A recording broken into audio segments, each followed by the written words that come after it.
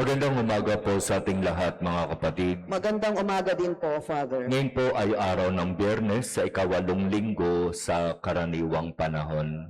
Sa ating unang pagbasa mula sa unang sulat ni Apostol San Pedro, may maganda siyang itinuturo sa atin tungkol sa kung papaano tayo dapat mamuhay araw-araw.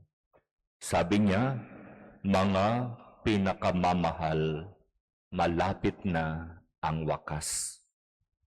Itong mga salitang ito ni Apostol San Pedro ay magandang itatak sa ating isip.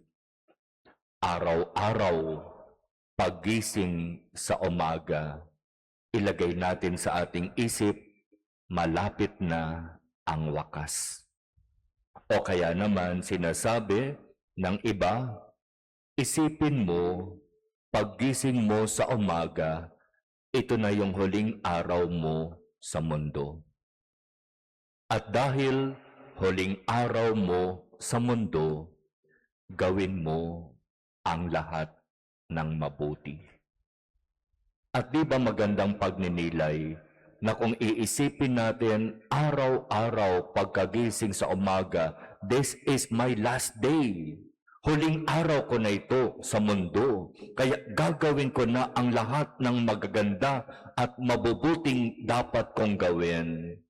Patatawarin ko na yung mga taong nakasakit sa akin at magbabahagi ako sa mga taong higit na nangangailangan. At kung ako ay lingkod, sabi ni Apostol San Pedro, maglilingkod ako ng buong katapatan. Gagawin ko yung responsibilidad na ipinagkatiwala ng Diyos sa akin ng buong katapatan. Sabi dito, di ba? Kung ikaw ay tagapangaral, ipangaral mong mabuti ang salita ng Diyos. Kung ikaw ay tagapaglingkod, maglingkod ka ng buong katapatan. Kaya anuman yung responsibilidad na ibinigay ng Diyos sa atin, gawin natin ang lahat ng buong katapatan. At idinagdag pa ni Apostol San Pedro, gusto mong mapawi, mawala ang marami mong kasalanan, magmahal ka ng tapat, na walang iniintay na anumang kapalit, nang walang kondisyon, nang walang limitasyon. Magmahal ka katulad ng pagmamahal ni Jesus. At sa ganyang paraan, makakamit mo ang biyaya. Pagnilayan nating mabuti, mga kapatid, ang mga sinasabing ito ng ating Panginoon sa ating mga pagbasa ngayon, sapagkat ito ang makatutulong upang tayo'y maging kalugod-lugod sa Diyos. Sa bandang huli, mula sa Ebanghelyo, papaano ko ba matatanggap ang pagpapatawad ng Diyos? Makasalanan ako, pero papaano ko ba talaga tunay na matatanggap ang pagpapatawad niya sa akin?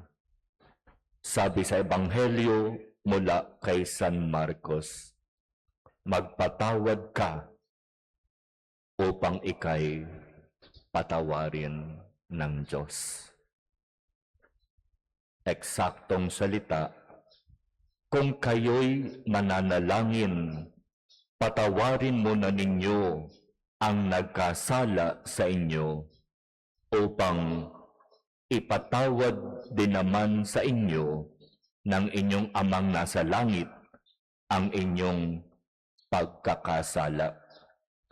Ngunit kung hindi kayo magpapatawad, hindi rin naman kayo patatawarin ng inyong amang nasa langit.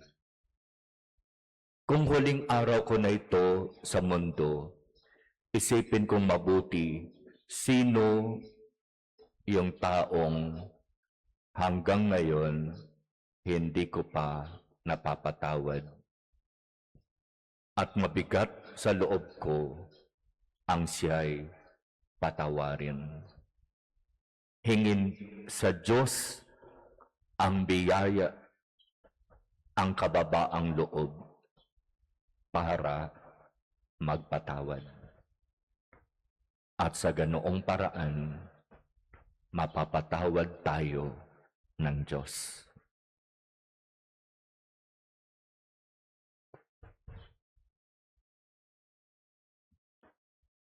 Amen.